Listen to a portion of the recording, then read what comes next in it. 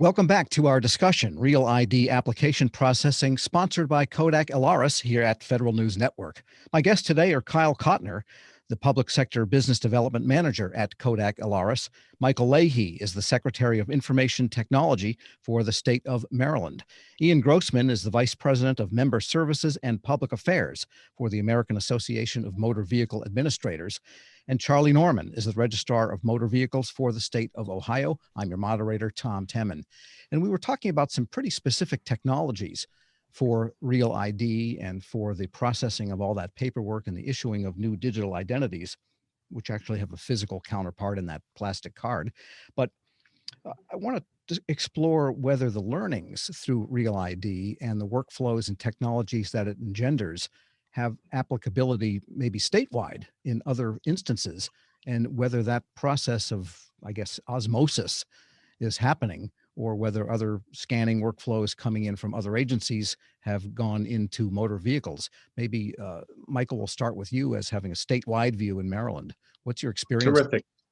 Thank you, Tom. The simple answer is yes, there is considerable information flowing into the MVAs and out of the MVAs. If you think about it, most citizens don't differentiate between government agencies or even levels of government. They just think they're dealing with the government. So whether it's state or local or federal government, for the most part, they want things as simple as humanly possible. And there has been a movement over the last decade to conform government practices in the IT realm to what has happened in private industry in terms of treating IT not just as a back office process where people crunch numbers and write programs, but as a business partner to actually improve process across the entire enterprise. So there is a great deal of work going on to simplify the collection and storage of data, for example. As you can imagine, Maryland has 86 agencies that collect data about citizens, and each of them have your name, your address, your age. In my case, they might have it as Michael G. Leahy or Mike Leahy or Michael Leahy. And so in attempting to conform those records to a single source, we're trying to create what they call a golden record. And so if we have one record for each citizen, we can also work toward creating one account for each citizen to deal with the government. And so they could deal with the MVA, they could deal with the health department, they could deal with the human services department, and it would all be addressed in a single account with one way of accessing it. So it would be simplified. You wouldn't have to know how to deal with a particular agency. You would just know the process to deal with the state government. Then you would walk in the office and the camera would look at you and the clerk would say, "Hi, Tom," or something like that, maybe by the time you get to the counter. Well, you know, the fascinating piece of that is that citizens are becoming more aware and more concerned about privacy, as well as security. We've heard horror stories about ransomware and breaches. And so a great deal of the work we're doing is trying to anticipate ways to make certain that citizens are aware of what information they're sharing and that they specify how the state can use it, or that the state is clear in its specification to them of how they're going to use it.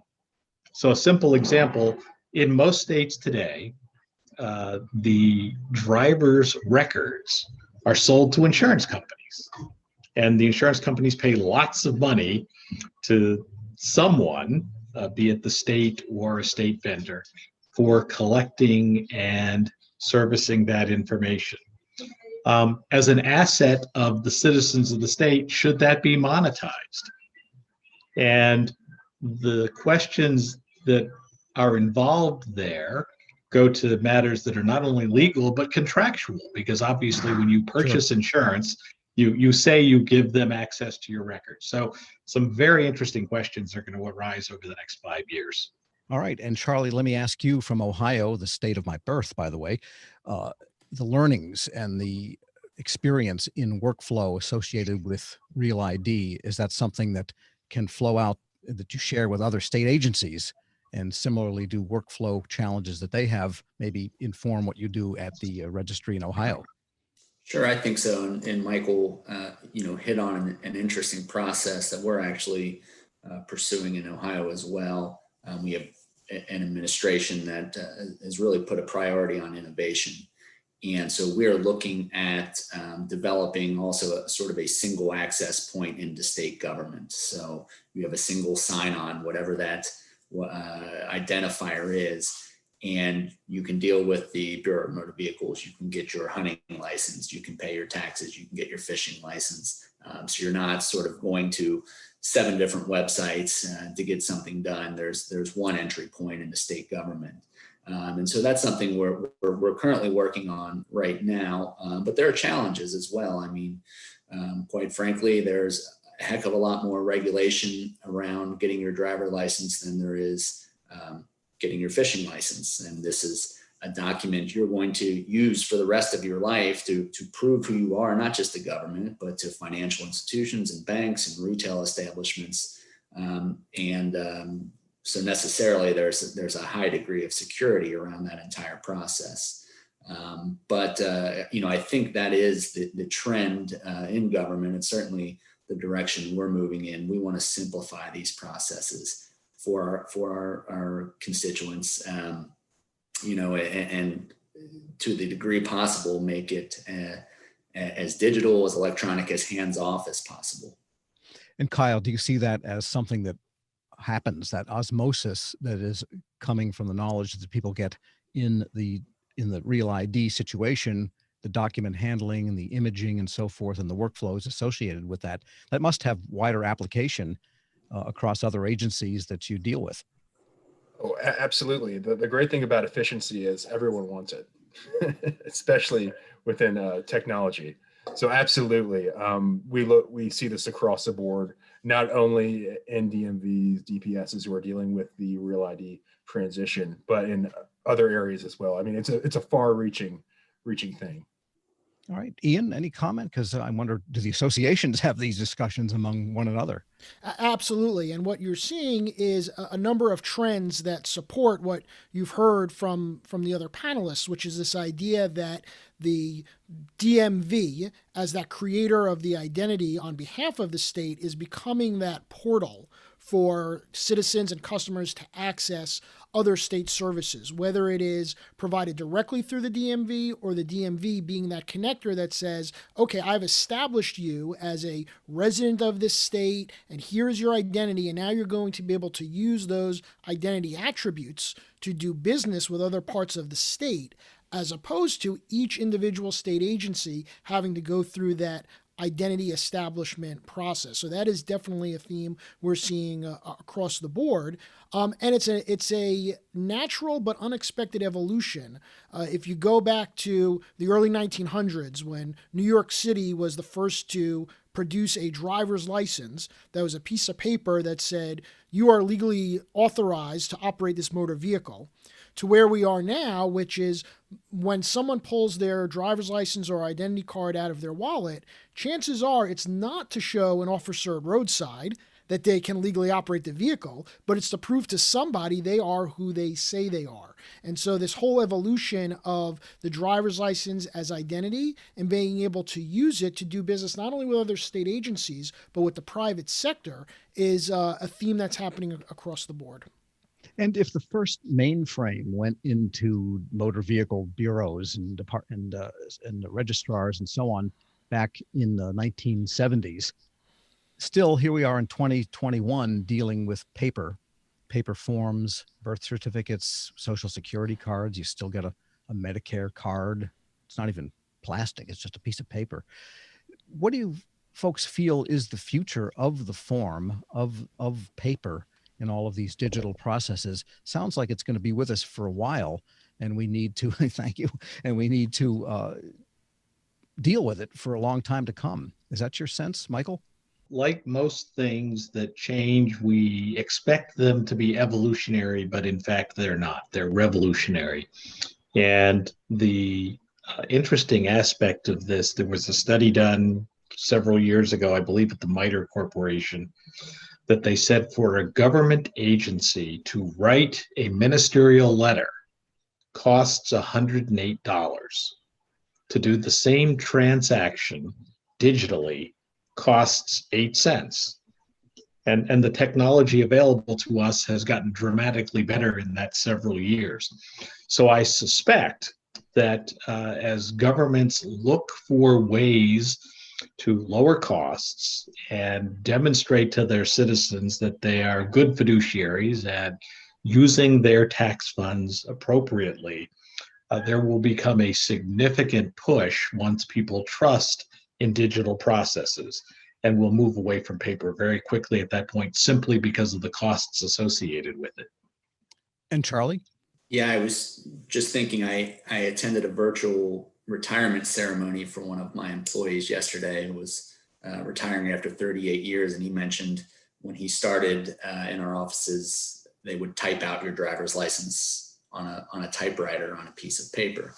Now we're moving to a world where even the license itself is digital. A lot of states are pursuing a mobile driver license or a mobile ID that you would show on your phone instead of that card that sits in your wallet. So regardless of whether paper may or may not, to some degree, always be part of that authentication process on the front half, I think on the back end, we're going to move to a world where your driver license, your ID card is not a card at all. It's something you're showing digitally.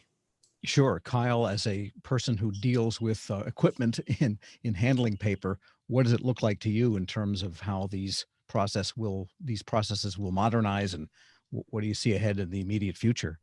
Well, it's okay. I want to go back to actually what Michael was talking about with kind of like being efficient with your budget is basically you can have there are ways to not do massive overhauls within a budget. Obviously, small changes and some critical technology and implementations can make a huge difference in something like a real ID application processing. It's basically an opportunity to catch efficiencies at the front end of the process to ensure anything downstream can work more smoothly. Again, not a huge lift, but there can be some huge improvements in data accuracy, capture, and verification. All right. So getting back to the question of real ID and the immediate need that we have in the here and now for people to come into agencies, we do have the pandemic. It looks like there's a breakthrough, some sunlight coming into this with the COVID vaccination distribution starting to become a reality. And a lot of states are struggling with the information technology for that. Just let's get a handicap on whether states will be able to get this done for what is still the statutory deadline of this October. Charlie, you said 55% of the people yet to go. Is it doable? Yeah, Tom, I think we're going to get there. We will get to a point where every Ohioan has had that option. In Ohio, the legislature valued giving people the option to choose to still have a standard driver's license that is not Real ID compliant, or pursue a Real ID compliant license. We'll be through our entire 4-year license cycle in July of 2022. So there is a small gap for us. And as we get closer to that October deadline, we'll sort of push that out and remind folks that, hey, even if your license isn't up for renewal yet, if you want a compliant license, if you're going to be traveling, if you're going to want to get into federal buildings, if you want to get onto a military base, you're going to need this identification card, this new ID, in order to take part in those transactions. So we're getting there in Ohio. I think other states are as well. Some a little slower, some a little quicker, but I wouldn't mind seeing that deadline being pushed back a little bit, maybe to 2022. And Ian, we can talk about that through AMVA and push that. But all right. And states are still closed down to different degrees. I mean, all of our drivers stations are open, all of our deputy registrar offices are open, but many aren't. Okay, Michael, is Maryland going to make it? Absolutely. I am more concerned at this point, not about making certain that all folks holding driver's licenses have fulfilled the requirements, that in utilizing it when they are traveling, when they are attempting to deal with federal entry and things of that sort, that we are certain that the nomenclature utilized by TSA and others as implemented in the plastic license is read properly. Because I suspect the pandemic having slowed down travel so much, we do hear about some issues with TSA where people who have qualified and are cleared have not had their credentials read properly. So that's my biggest concern. Okay, and Ian will give you the last word. Are the rest of the states going to get there? The other 48 and Puerto Rico and District of Columbia, et cetera? Yeah, everyone is pretty much on track to offer it to their citizens, and I think the key for listeners to take away from is to research on your state-specific DMV website what the process is, and to think about, you may not have to rush to get it if you have another acceptable travel document. When are you going to travel next? And if so, do you have a passport? Do you have a military ID? Do you have one of those other acceptable forms? It might change when you as an individual need to go in and get the real ID document. All right, so I guess we can say real ID is the real deal, and let's get with it. Thank you all very, very much. I want to thank today's guests. Kyle Kottner is the Public Sector Business Development Manager at Kodak Alaris. Michael Leahy is the Secretary of Information Technology for the state of Maryland. Ian Grossman is the Vice President of Member Services and Public Affairs for the American Association of Motor Vehicle Administrators. And Charlie Norman is the Registrar of Motor Vehicles for the great state of Ohio. I'm your moderator, Tom Temin. You're listening to Federal News Network. For more on this discussion, please visit federalnewsnetwork.com and search Kodak Alaris.